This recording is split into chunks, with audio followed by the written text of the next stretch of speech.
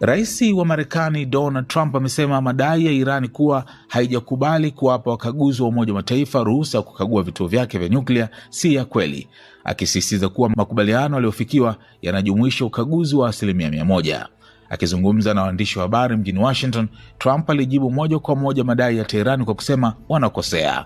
Rais huyo alieleza kuwa suala la ukaguzi wa vituo vya nyuklia lilijadiliwa kwa kina katika mazungumzo yaliyofanyika nchini Uswisi mwishoni mwa wiki na kwamba pande zote zilifikia makubaliano ya wazi kuhusu ukaguzi huo. Tulijadili jambo hilo ndani ya mazungumzo na tumelikamilisha. Kutakuwa na ukaguzi wa 100%, alisema Trump. Aliongeza kuwa kama Iran ingekuwa sahihi katika madai yake, angefuta mara moja mazungumzo ya kiufundi yanayoendelea kati ya Washington na Tehran. Kama wao wangekuwa sahihi, ningefuta mikutano hii sasa hivi, alisema, akithibitisha kuwa mazungumzo kati ya nchi hizo mbili yataendelea kama ilivyopangwa.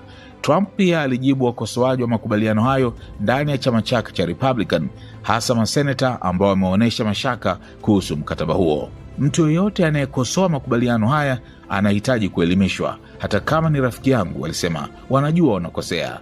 Alipoulizwa ni lini wakaguzi wa Umoja wa Mataifa watawasili rasmi nchini Iran, Trump alisema hatua hiyo itafanyika kwa wakati unaofaa bila kutoa tarehe maalumu.